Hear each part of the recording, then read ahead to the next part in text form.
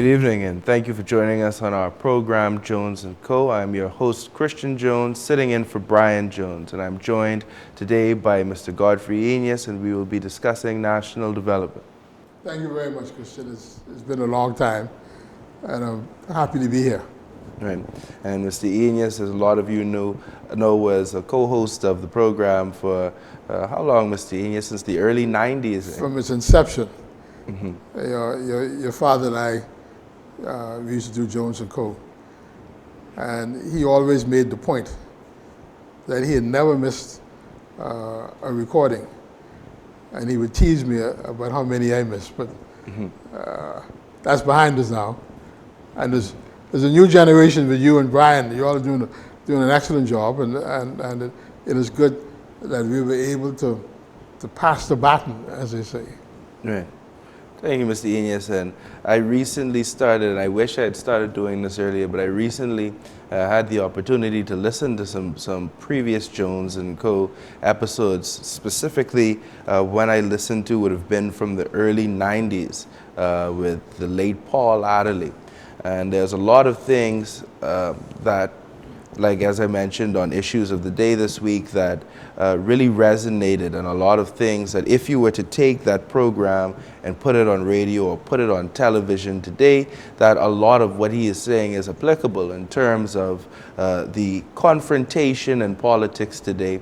And the fact that there's such strident language in politics today, there's so much confrontation and so much nitpicking, and the fact that he makes the point that in the early days, with confrontation with the Bay Street Boys and Stafford Sands and his group of individuals, that yes, it was necessary to have that confrontation, but now it's not necessary. Well, Christian, I lived through that era of the Bay Street Boys, the fledgling or the early days of the Progressive Liberal Party, and men like who I call historic figures, going back to Mr. Britt Cambridge, Dr. Walker, Sir Roland Simonet, that generation, and then down to Sir Lyndon, Mr. Adderley, Sir Randall, Mr. Taylor, Sir Milo, and now down to this era. Christian, there's a vast difference. There's a vast difference.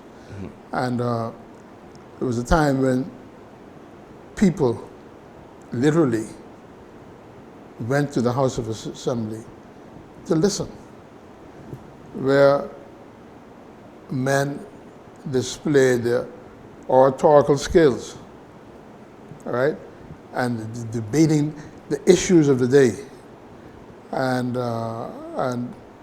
but that is sadly lacking today. And going to the House of Assembly in those days was an educational experience, and even though there may have been differences, there was still a high level of civility. And there were periods when there were drastic measures being taken, like the expulsion of Sir Milo, the expulsion of Mr. Hanna from the House. But on the whole, the House, there was a high level of decorum. Right.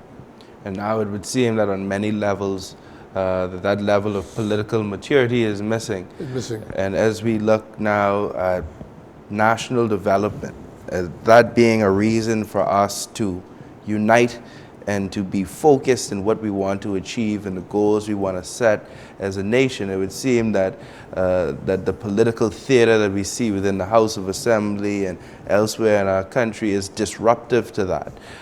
And we notice now that when it comes to national debate, that the Parliament, which is the traditional, which is the constitutional place where these issues should be ventilated, where these issues should be dissected and discussed, but that's not the case today, where you have WhatsApp and Facebook and social media, that now is the the venue for political discussion and discussions of national importance.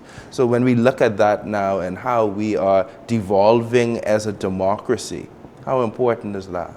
Very important. And sometimes, Kristen, I wonder if we are regressing rather than progressing in the modus operandi of the House. You know what I mean? Mm-hmm. I can remember, well, you studied law, and you would know about House committees. Mm-hmm. I don't know. Last I heard, but a House committee on different issues where you had the opposition and the government dealing with a particular issue, coming back to the House and reporting. That aspect of parliamentary procedure seems to be absent. Mm-hmm. You know, and there's so many parts of our parliamentary democracy that seem to be absent. And that is why I said, I wonder sometimes if we're retrogressing rather than progressing. Mm-hmm. We recently elected a new class, many of them being freshman politicians. When we look now at the people who walk the halls of the House of Assembly today, are you seeing any sign that we're making any signs of improving? Well, let me put it like this. When I look at the Parliament, the House of Assembly, the lower chamber, I think Mr. Davis is very fortunate that he has a core grouping of former parliamentarians, right? I counted about 12 who would have had ministerial experience. And I think that is bode well for him. But when you look at the novices, some of them have potential, and some of them, I think, really do not understand parliamentary democracy, particularly the Westminster system of parliamentary democracy. And we saw that in the previous administration, where you had members of the government voting against government measures or government initiatives. And it is obvious, it is apparent that I don't know how well these individuals prepare themselves for parliamentary representation. And I think that is a big part of the problem. Mm-hmm. But even when it goes down to the form and the rules of the House of Assembly, we know that there have been one or two faux pas by the current Speaker of the House of Assembly. And if we look at the immediate former Speaker of the House of Assembly, you have even more. But when we look at, and as we're talking about the evolution, the conversation of national development, and the importance of putting in these measures for national development. We know that this must be an evolving discussion that must come out of the Parliament, that in my opinion, in terms of really perfecting that these are conversations and debates that should be held within the House of Assembly, which is the constitutional place for it to happen, that they are the highest authoritative body in the land. But the fact that we have so much issues with the Parliament, with the form of the Parliament, with the people within the Parliament, then how do we go forward with putting in a national development plan and having the level of debate that is necessary? But getting back to this issue on the Parliament, I think one of the big mistakes successive governments have made is they have dumbed down the upper chamber. Uh-huh.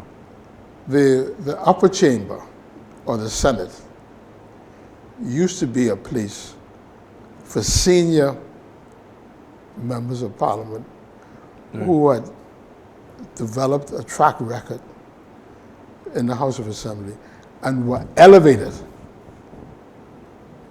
to the Senate. Elevated, Mr. Jones, is the word, right? Now, the Senate is a place for losers. All right? Consolation prize. Right, for yes. Those who right. were victors. People who have had no parliamentary experience. All right? And people who may not even understand the issues. And so, But it's giving, not only that, it's giving national office to somebody who would have offered themselves and would have met their Waterloo at the polls. rejected. They were rejected by the people. So Yeah. then it's giving them national office to someone who the people obviously said doesn't deserve, or they did not want to give a national office to. and I think that has been one of the defects in the last 30 years of our parliamentary. I can remember men like I heard you talk about Lloyd Adley being in the, well, they didn't call it the Senate, they call it the Legislative Council. All right?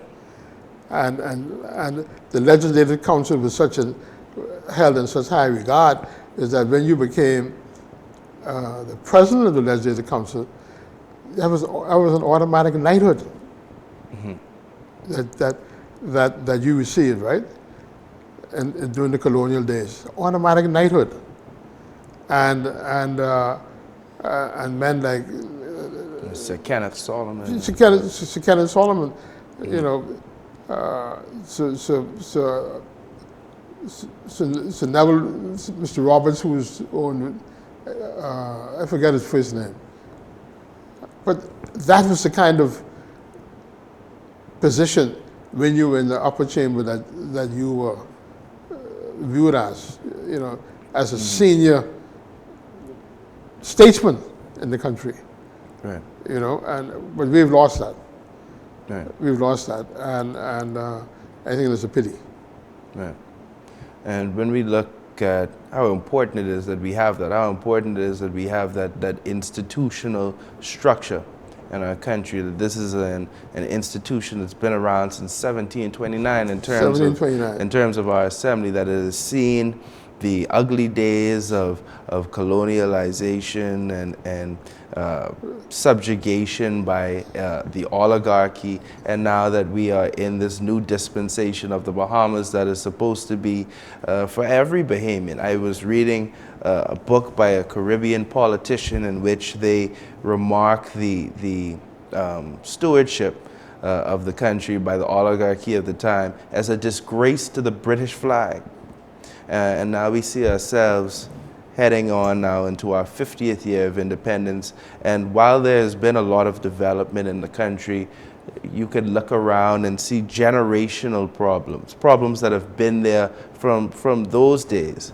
40, 50-year-old problems. Right. One of the things, when you look at what is happening in our region, in terms of recently Barbados becoming a republic, right? When you look at our country, we don't even have, Kristen, meaningful local government. All right? I remember once when I was in Trinidad and I met the Minister of Agriculture. You know what he told me? What's that? He said it took him 14 years to get from the local government level to the national level. 14 years, all right? Whereas in our country, right, you could be a grave digger today, run an election, and you're a minister tomorrow. All right? He said, but it took him 14 years to go from the local government level to the national government. So that means during that time, he had governmental experience. Right. All right? That is an aspect that is missing in our system. People do not get governmental experience, right? They go straight into the national government as ministers, parliamentary secretaries, ministers of state. And I don't think it augurs well for the country. You know? So then what sort of control mechanism do we put in place to root out these hackers that are not fit to serve in our beloved parliament, Mr. Eneas? Well, I think part of the problem is a two-part problem. Part of the problem is who these parties select, right? And the other part of the problem is the electorate, who the electorate elect. All right? The electorate needs to be more discerning, right? I remember in 2017, people were being named candidates weeks before the election. Right. All right? And got elected. Right. No interface with the members of the constituency. You didn't even know if the fella could talk. And he goes, the election is called, and he gets elected. Right. So what is the quality, Mr. Jones, of your democracy? Right. When you don't know, when you don't even know the capacity of the individual who you're voting for. We don't have debates, right? I heard on your Issues of the Day program this week, where the individual was talking about constituency meetings. I don't know. The last day, there used to be. I can remember a time when there used to be when MPs would hold constituency meetings, right? And I don't know if we've had a misrepresentation of the word, where people call branch meetings and a constituency meeting are two different things. In my opinion, a branch meeting could be a party meeting of card-carrying members, right? Right. A constituency meeting is a meeting for all the people who are in the constituency. Right. And I think that's where the confusion comes in between branch meetings and constituency meetings, right? I don't want to go to no branch meeting. I don't want to, not interested in the internal affairs. Right, right. I'm interested in the what is happening in my constituency. That is what is absent, and where people lack the opportunity to express their concerns and to question their MPs on what they need, what needs to happen in their constituencies, right? And when you look, when you go through some of these constituencies, it's the same problem, right? I had some friends who were very prominent politicians. One became prime minister. One became a very important minister of the government, right? And I would go with them and I say, what are you going to do about these old cars? Just something as apparent as old cars. This island is littered with old cars. Just imagine, Kristen, how certain parts of over the hill would look if all the old cars, just the old cars were removed. What would that do to the environment? Right. All right? When I drive down Soldier Road, there's in a main thoroughfare like Soldier Road, there's a car dump. You can't visualize it. It's a car dump on Soldier Road. All right? No. As high as this building with cars. Right. How come? what is being done at the constituency level about that? If I were a member of that constituency, I would be appalled. There are many mundane issues, right? Not no issues that require no legislative activity. Mundane issues facing these constituencies which should be addressed. The corrosiveness of politics is what gets in the way of that. And you have some people, Mr. Eneas, who are proponents of the abolition of political parties in our country, that they think that the times before political parties were the best. Well, how do you feel about that? No, I think I can remember, I tell you what, I can remember party politics didn't come until 53, in the 50s, right? I was 11 years old at the time, but I can remember when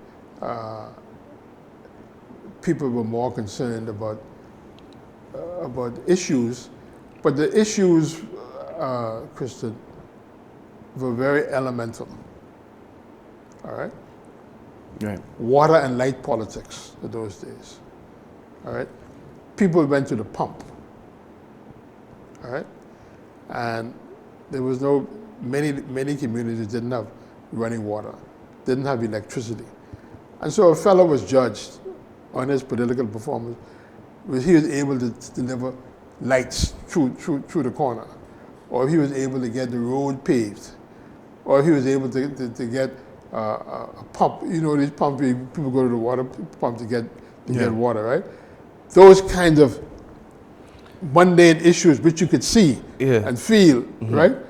And that was the basis of your effectiveness as a member of parliament. But the country has grown. We got bigger issues, all right? And as a result of that, that single non-party kind of MP, that was the basis. But when party politics came in, you had immigration issues, financial services issues, you got educational issues. You know, you had bigger issues. The country became more complex, right. And we were in a colonial kind of environment where the governor general, not the governor general, the governor had all the authority through what is called the executive council, all right. And so the members of parliament in many ways were subservient to the governor, all right. Oh, the governor was all powerful. Well, I thought the only power that the government will. You're talking pre what year? I'm talking about during the colonial days, prior to internal self-government. Okay. All right. When we got internal self-government, then we had a change in the authority. The governor would have been responsible. The prime minister, the premier, not the prime minister. The premier would have been and the governor general just would have been responsible for external affairs and defense. And the police. Yeah. You see. But when you had a premier, you had internal self-government. In 1964, that's when we got the ministerial government, and when you had the ministers really had authority, you know, and even then, it was bastardized. It was bastardized from the point of view that nowhere, Mr. Jones, nowhere in the Westminster system, in the former British Empire, right, where ministers were able to bid on contracts, right, to bid on contracts in their particular ministries, all right. They say they didn't get paid, so they were able to earn money by being able to. You were a lawyer. They had no laws against corruption. All right? It was a bastardization of the Westminster system in the Bahamas being practiced at that time. It was what you'd call a smash and grab. Yeah, and it wasn't until Sir Lyndon and the PLP introduced conflict of interest legislation. Up and then there was none. And there are a lot of stories around that, right? Why certain former Bay Street fellas left the country, right? Because they were concerned about being prosecuted for conflict of interest. Let's imagine you're a minister now, and you could bid on a contract, right? That's how the Bahamas was, all right? But it wasn't seen as corruption. But in my opinion, that was the height of corruption. Yeah. You know? Yeah. And you mentioned that in those days it would have been issues such as minor infrastructure of roads and pumps and electricity lights and stuff like that that would have really influenced politics and the politician of the day. What a light. But even to this day, in the modern era of the Bahamas, up until a couple of years ago, Mr. Eneas, there was a certain MP who was installing a pump in their constituency and drinking water out of the pump with zest to show everybody that this was some sort of major accomplishment. How can we move on to the bigger problems in Bahamian national development when we still have these issues haunting us 50 years later? You know, my good friend Bradley Roberts. Bradley and I were in the same class. Bradley was a good MP, right? And one of Bradley's goals was the elimination of outside toilets. All right, the elimination of outside toilets, Kristen. We still have outside toilets in many of these over the hill communities. Mr. Eneas, I don't know if this... And this is 50 years. 50 years after independence. And we're supposed to be one of the most sophisticated countries in the region. Right. I would have made the point that even in high-tech societies like the United States, you still have people in the rural United States who use outside toilets. In the rural areas. But I can make no excuses for the Bahamas because in a country like this, with a population of our size, and like you make mention of, with the resources that we have, the Bahamas should be a country where everybody should be elevated to a certain level, and we shouldn't leave anybody behind. But we would have to bring everybody with us from every island, rock, and key. You see, let me give you an example. I grew up in an area called the Pond. All right? At the Pond had a sewage system, Mr. Jones, over 100 years ago. Over 100 years before I was born, they had a sewage system. And that ain't reached over the hill yet. Yeah. All right? But it was a dichotomy in representation. Why one part of the country or one part of the island had this amenity, and another part of the island didn't have. The other part that didn't have it was the black people. That's all it was. Right. It was discrimination. Okay? And apartheid. Yes. Right? But you see, when you talk about national plans, right, an item like that should be top. 50 years in independence, and one of the areas that is always was to the forefront in the election of black leadership don't have a sewage system today. Right. That's an indictment. Right. That's an indictment. At this point, I think we'll take our first break on our program, Jones and Company. We're here with Mr. Godfrey Eneas, our guest. I'm Christian Jones, sitting in for Mr. Brian Jones. We'll take this first break on our program, and we'll be right back.